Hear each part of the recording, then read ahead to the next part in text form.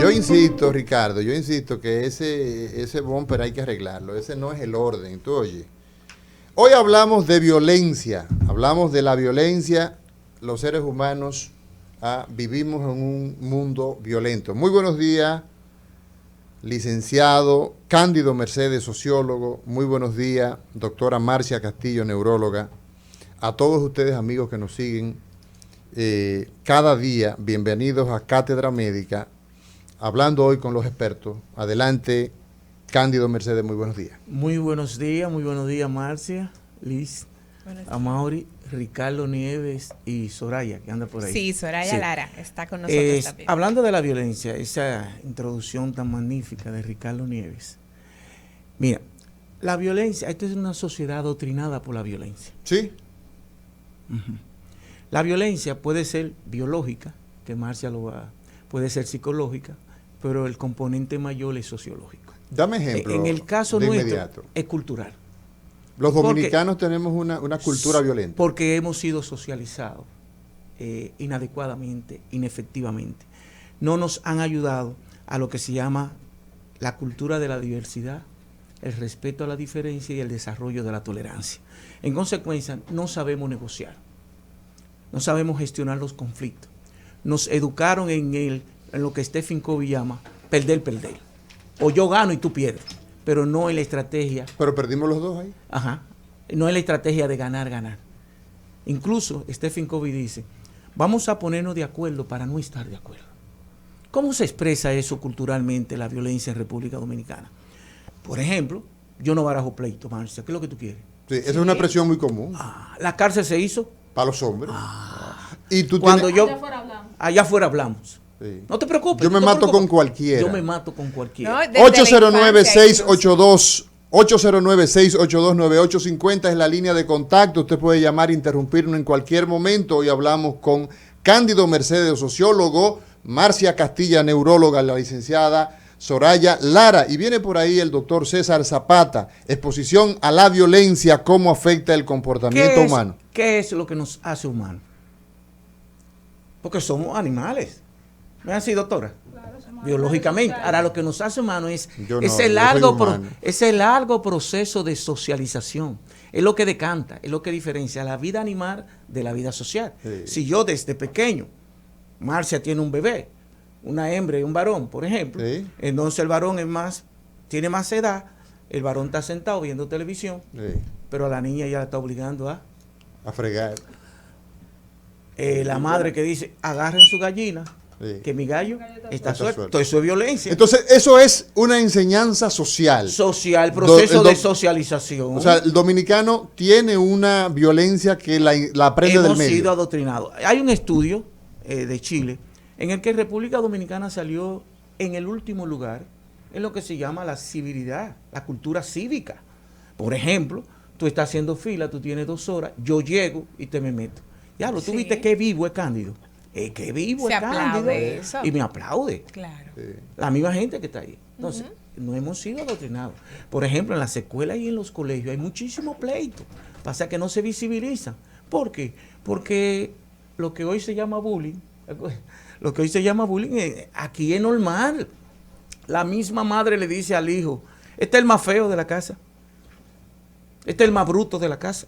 O sea, todo eso lo vemos como normal, pero todo eso es violencia. Porque como decía Entonces, Ricardo, desde el punto de vista de concepto, Cándido Mercedes. Porque la violencia es la intención de tú herir a alguien, ya sea física, ya sea en amenaza, ya sea coacción. Vamos a ver qué dice la gente. Cándido Mercedes, sociólogo. Adelante, buenas. Buenas. Diga usted. El Batista del Café.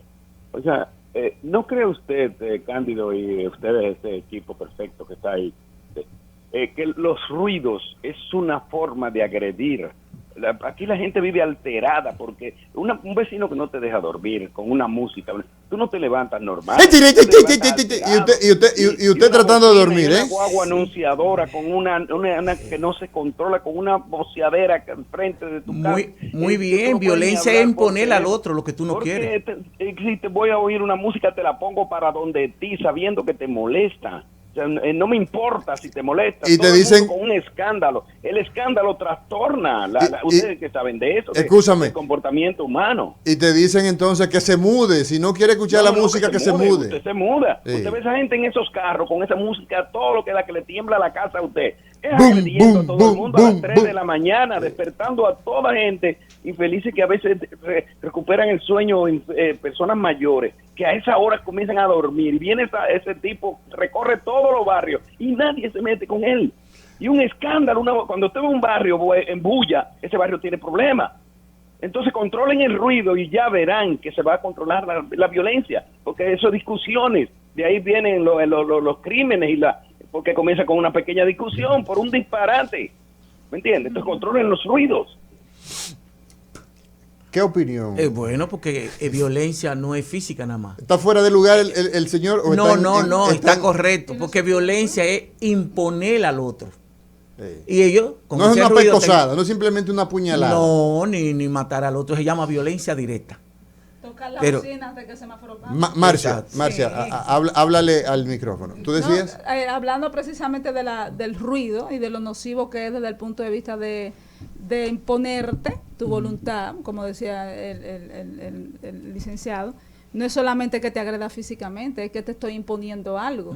Tú estás en un semáforo y las personas nos transformamos en otros seres humanos. Hay como un efecto de Dr. Jekyll y Mr. Hyde. O sea, yo soy una persona y cuando me monto en ese carro, yo soy otro. Sí, es cierto. ¿Cómo afecta desde el punto de vista, tú como neuróloga, como doctora en el sistema nervioso, en el cerebro, cómo afecta la violencia al ser humano? Mira, eso Dame algunos ejemplos. Sí, eso es un efecto bola de nieve, porque eso es una relación causa-efecto y efecto-causa, y se va consolidando. O sea, va creciendo, es lo que tú quieres decir cuando dice bola de nieve, significa que va, a medida que va bajando. Significa que hay alteraciones neurobiológicas que están relacionadas con la parte de lo que es el ejercicio de la violencia, y que también el ejercer constantemente la violencia, tal vez desde la normalización, como usted decía, también altera biológicamente el cerebro. Hemos visto que el desarrollo de la corteza prefrontal en los hombres se desarrolla de manera más tardía que en las mujeres. O sea, una mujer de 23 años ya es una persona hecha y derecha, pero un hombre todavía a los 25 años está jugando videojuegos y no sabe para dónde va ni dónde está. Vamos a ver qué dice la gente. Buenas. Entonces, definitivamente tú dices que la violencia como fenómeno produce alteración en el comportamiento, en el cerebro del ser humano. Y en las estructuras neuroquímicas y en lo que son los neurotransmisores cerebrales. Pero a su vez sabemos que también algunas alteraciones neuroquímicas hay un desbalance, por ejemplo, en comportamientos sociopáticos, en comportamientos psicopáticos. Y nosotros decimos, vivimos en una sociedad más violenta que antes, pero ahí tengo que no disentir de Ricardo, pero lo que tenemos es una actitud tal vez más voyerista.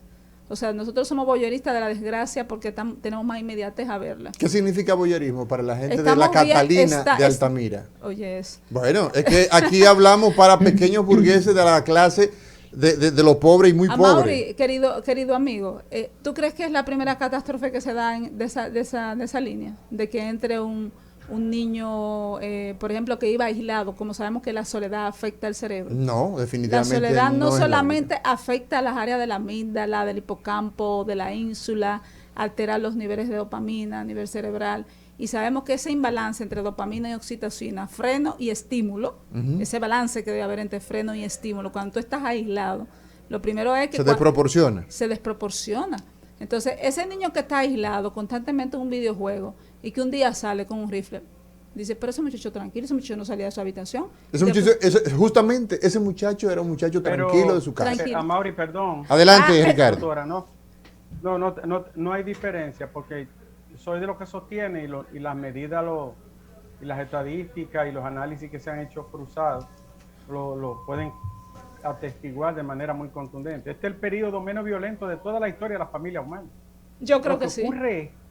Lo que ocurre, y es el cerebro menos violento de la historia, lo que ocurre es que la violencia tiene sofisticaciones y la tecnología facilita mucho, exacto, y facilita mucho la difusión de los escenarios y de los episodios de violencia en diferentes magnitudes, pero este es el periodo donde menos guerra ha habido, donde no queman a la gente, donde no persiguen a la mayoría por lo que piensa, donde la mujer tiene más derechos, los ancianos, los niños, incluso donde hay mayor esperanza de vida, más acceso a la salud, al agua, a las medicinas, de toda la historia. Ahora, el problema de hoy es que la pantalla global hace polidireccional y multiplica potencialmente los episodios de la violencia. Claro, es un panóptico donde se multiplica, como tú dices, el copiar patrones, por células en espejo, porque el cíngulo copia eso, y porque realmente lo que se ve, o sea, nosotros vivimos usted lo puede decir mejor que yo, en una cultura donde lo bueno es malo y lo malo es bueno. A ver, claro, Cándido, ¿qué tú opinas? Fíjate la problemática de la violencia en República Dominicana. En República Dominicana, la tasa de homicidio es más alta, 63%, por convivencia social que por la criminalidad. O sea, eso traducido a la gente de a pie, de allá de los barrios. ¿Qué es lo que significa? La diferencia que yo tengo contigo la llevo al plano de la violencia física. Más que por el que me asalta. Más que por el que te asalta. O sea, es más peligroso hasta el punto de perder la vida. La tasa de homicidio en República Dominicana, de matar a alguien, convivencia social, es 63%. Y por el delito y un 15% por los aparatos coercitivos del Estado. ¿15%? Sí. O sea, Ricardo, tú escuchaste, tú que perteneces a la comisión esa de la policía, el 15%.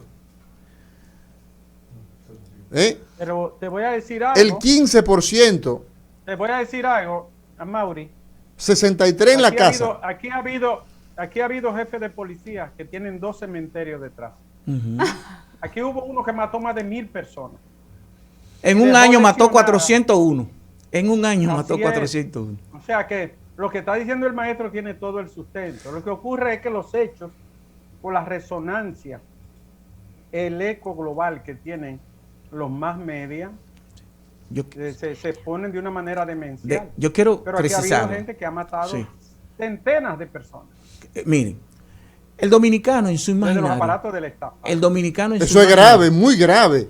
El 15% de los homicidios lo producen los aparatos represivos. ¿Para qué se entienda? La policía, Foucault, las Fuerzas Armadas. O sea, exacto, los que tienen licencia para portar armas y disparar. Eso llama lo que llama. Licencia para matar. Acuérdate que el Estado es la violencia organizada. ya lo decía Foucault. ¿Y quién es ese señor? Bueno, Marco Foucault, tal vez ahí Ricardo lo puede explicar mejor que yo, pero esos aparatos coercivos que vienen desde el poder son los que te venden que el poder es la verdad. Se repiten. Y eso que se repite es la verdad. No estamos hablando solamente de la policía. Bueno, yo creo que... Daris, vamos a ver, Daris, adelante. Sí, buen día, ¿cómo estamos, Mauri? Dime, Daris, cuéntame. Diciendo yo que ese caso que ustedes están tratando tiene que ver con una sola cosa, que lleva 2 cosas al mismo tiempo. Ajá. Una, el videojuego no influye absolutamente en nada, porque tengo muchísimo tiempo jugando toda clase de videojuegos y soy totalmente tranquilo. Y la segunda es que tiene que ver con la educación mental y la sociedad de la persona en su casa y en su entorno. Muchas gracias y pase buen día. Gracias por participar, gracias por tus opiniones, pero tanto Cándido Mercedes como la doctora Marcia Castilla, yo espero que tú le pongas mucho asunto, le pongas mucha atención. Cándido. No quiero irme de aquí sin precisar eso. En el dominicano, violencia y crimen organizado o delito es lo mismo y no es lo mismo. Hay una violencia que es dada por la sociedad de la convivencia social. Yo le cosa a mi mujer y no pasa nada. ¿Qué está ocurriendo en este mundo que nos ha tocado vivir? Acuérdense que vino lo que se llama un atraco a Viminca, donde murieron más de 3 personas, ¿se acuerdan? Sí. Pero ustedes lo oyeron y lo vieron la periodista leyendo la noticia, pero nadie lo vio. Entonces, ¿qué está ocurriendo? Ustedes vieron 4 hombres fuertemente armados, que todo indica que tenían entrenamiento y todo, cuando atracaron a la bomba de gas. Ustedes vieron cuando atracaron, cuando 2 hombres en un motor acribillaron un vehículo. Así es. Entonces, ese grado de espectacularidad del evento. Gracias al celular de hoy, al internet. Exacto, y al mismo tiempo de los actores involucrados en la violencia o en la criminalidad, hace que la percepción siempre sea más alta que la realidad misma, que el hecho mismo. No estoy negando el hecho, objetivamente, ni la delincuencia. Ahora bien, ¿qué ocurre? ¿Qué es la percepción? La percepción es el modo en que el individuo organiza e interpreta sus impresiones sensoriales con el fin de darle un significado a su entorno. Por eso, los profesionales de verdad objetivos no toman decisiones merced a la percepción, porque la percepción puede ser verdad y puede ser falsa. Hay que ir un poco más allá de la percepción. Por ejemplo, en el 2021, la tasa de homicidio fue de 11. Pero la percepción según Latino Barómetro, ¿ustedes saben de cuánto fue? De 48. ¿La realidad fue de? La realidad fue que hubo una tasa de homicidio de 11.2. 11, y la gente entendía la percepción según Latino Barómetro para el 2021 fue de 48 en República Dominicana. O sea, la gente tiene una idea de que es mayor que lo que es realmente. Porque la grandilocuencia del evento y de quién. Vamos a ver, Cándido, tenemos en la línea la licenciada Soraya Lara, que trabaja con los casos de mujeres maltratadas, el programa de ayuda a casos de mujeres maltratadas, PACAM. Muy buenos días, querida Soraya Lara, ¿cómo estás? De Malmo. Gracias, un placer estar nuevamente con ustedes y compartir con profesionales tan meritorios como los que están aquí en esta mañana. No, gracias a ti. El tema de hoy que te toca en la naturaleza misma de ese programa que ustedes pues llevan a cabo. A ella le toca una de las esferas más descarnadas yo diría de la bestialidad de la violencia. Así mismo es. Cuéntanos un poco, Soraya, de la exposición a la violencia, cómo afecta el comportamiento de nuestras mujeres. Adelante. Gracias.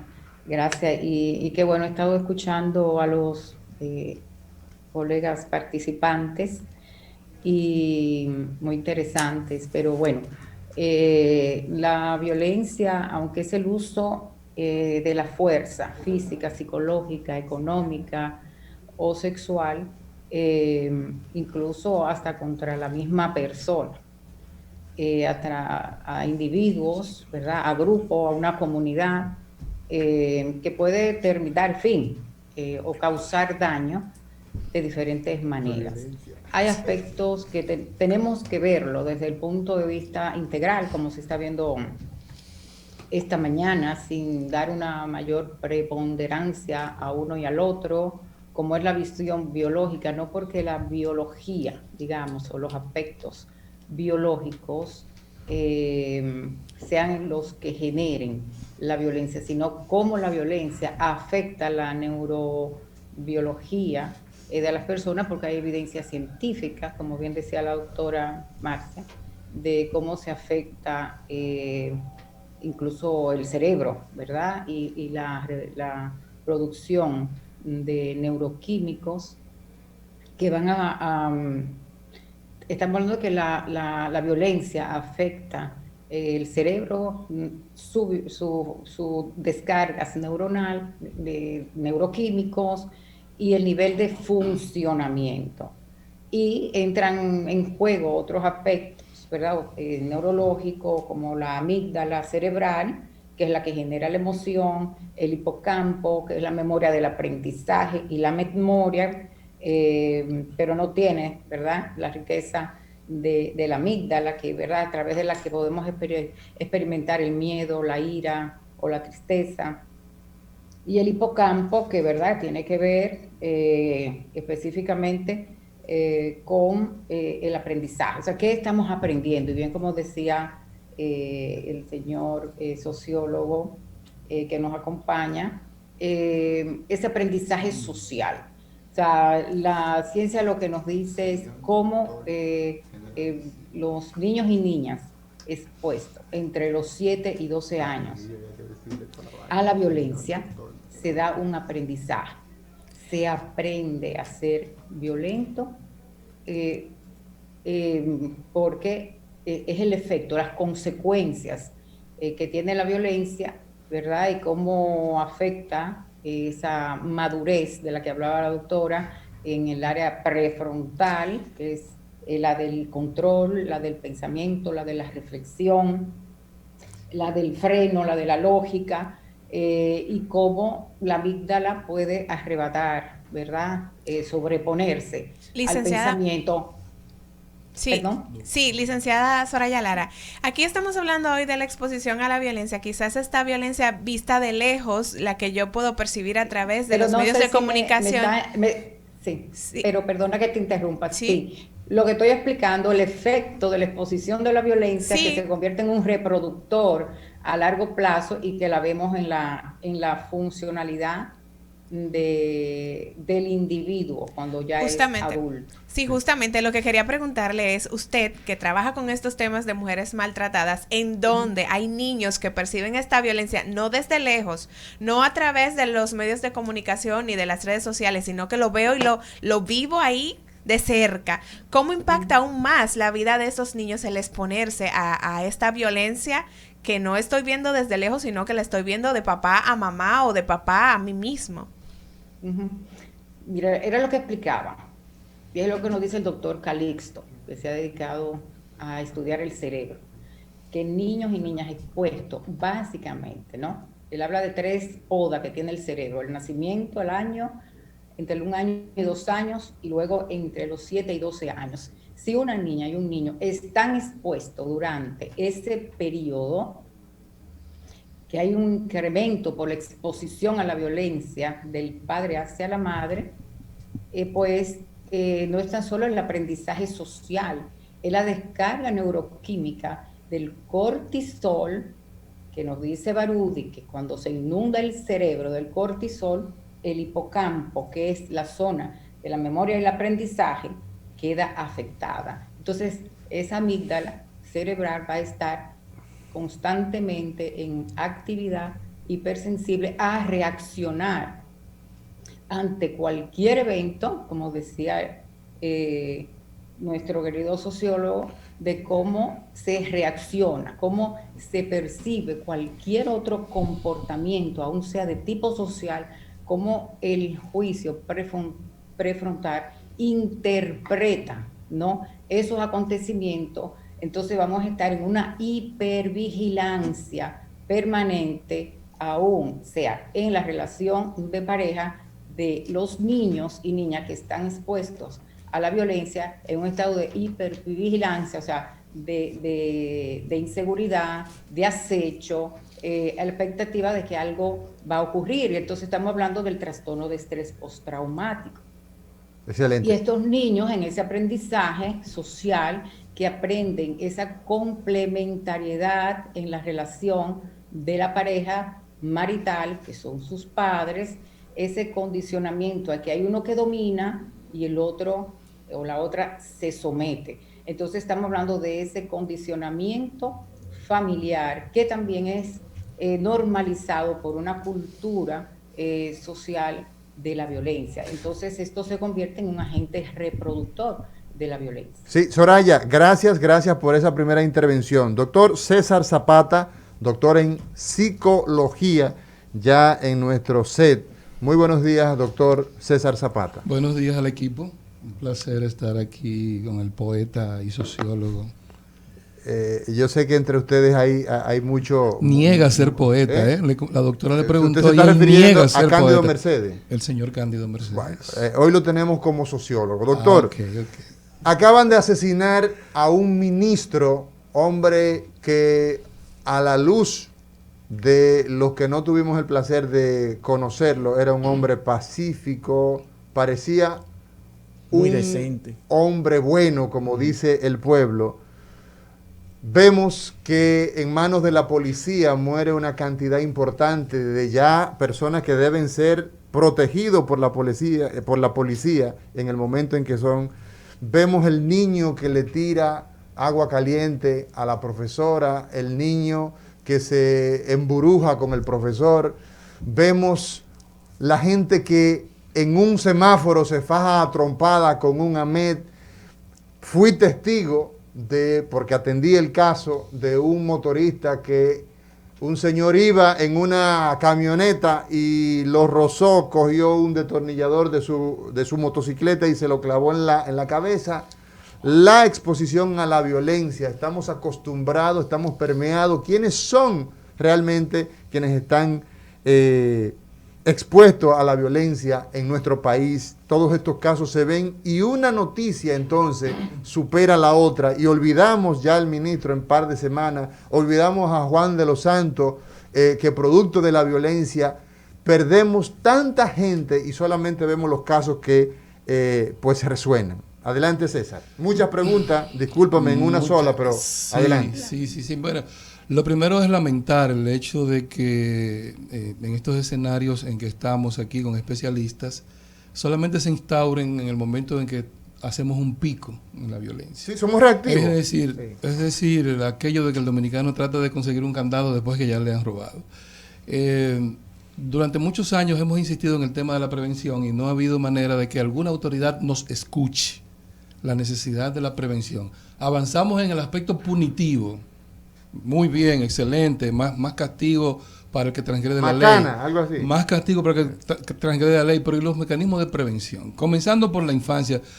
Hace unos días yo estuve aquí y hablé del problema de la autoridad y alguien, incluso el propio doctor y coordinador del programa, abrió los ojos porque la palabra autoridad se confunde con autoritarismo. Pero el niño que no tiene en la casa un símbolo de autoridad probablemente va a transgredir la autoridad cuando sea adulto, porque no tiene un modelo que le permita inhibir determinadas pulsiones que son naturales en el ser humano y recanalizar esas pulsiones hacia elementos que pueden ser más positivos para la sociedad. Hay más de un 20 o un 30%, incluso en algunos países, aquí no sabemos porque no hay estadística de nada, más de un 20% de niños tienen un trastorno poco discutido por los psicólogos, que es el trastorno de resistencia a la autoridad.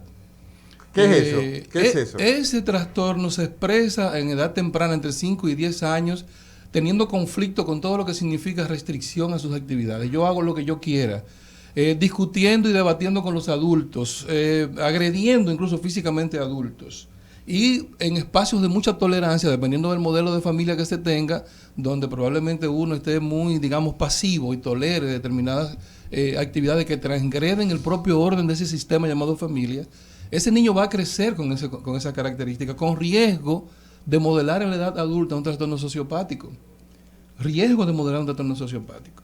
Entonces hay muchas aristas para discutir el tema de la violencia, y quizás el de la biología es uno. Pero hay un elemento que hay que hablar de un double bound, de un ir y venir. Probablemente alguna malformación a nivel del sistema nervioso pueda provocar o desencadenar o predisponer a la violencia, pero de la misma manera los elementos del ambiente, la historia del sujeto también impactan en la plasticidad del cerebro. Por consiguiente, no se puede decir que la causa sea biológica. Nunca. Hay una multicausalidad y lo principal es estudiar la historia del sujeto. Otra cosa que yo dije aquí que también llamó la atención es el tema de la sociedad enferma. Uno de los síntomas de la sociedad enferma ha sido justamente vamos a llamarlo de alguna manera, permisividad, romper los bordes. Ya no sabemos cuáles son los límites de nada. 3 niñas se exponen semidesnudas en la escuela y aparece un influencer diciendo que eso es normal porque la sexualidad es buena.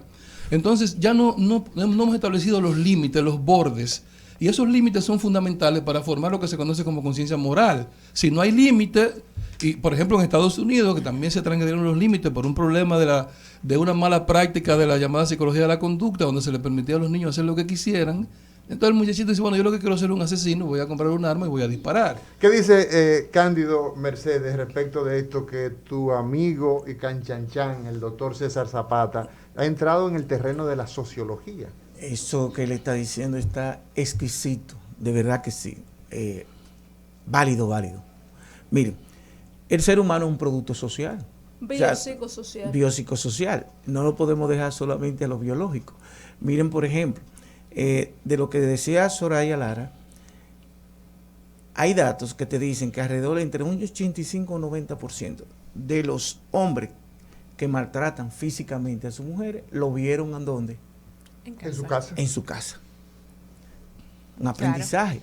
Sí, por lo tanto, porque la gente dice, por ejemplo, no se meta en pleito de marido y mujer. Entonces, hemos tocado la violencia por la convivencia social en términos individuales. Ahora, hay una violencia estructural que genera el Estado mismo en la sociedad dominicana. Por ejemplo, yo insisto, en República Dominicana el desempleo ampliado está en 15, pero en los jóvenes está en 32. Esta es una sociedad donde tenemos un 22% de jóvenes que son ni, que ni estudian ni trabajan. Es una sociedad caracterizada por la pobreza, pero por una enorme desigualdad. Fíjate, el 10% más pobre recibe $1.708 anuales, ingresos per cápita, pero el 10% más rico recibe más de $94,000. Es decir, $94,000 está contenido 55 veces en los 1.700. Una enorme desigualdad. Por ejemplo, nosotros somos una sociedad precapitalista prácticamente. Cándido, ¿cómo se expresa? Mírenlo ahí. Solo el 22% de los dominicanos y dominicanas tenemos agua potable. ¿Cuál? El 22%. Agua potable las 24 horas del día. 46% no tiene agua dentro de su casa. En la provincia de Pedernales llega promedio por hora 6 horas al día agua potable. ¿Y eso cómo se traduce en ser un generador de violencia? Coño, eso es violencia. Oh, tus necesidades, claro, tu deseo. ¿Me entiendes? Tu necesidad. Cátedra Médica, porque la salud merece respeto. Cada día usted tiene una cita con los principales profesionales de la salud y la información que necesita para una vida saludable. La Cátedra Médica, bajo la dirección y el liderazgo del doctor Amaury García.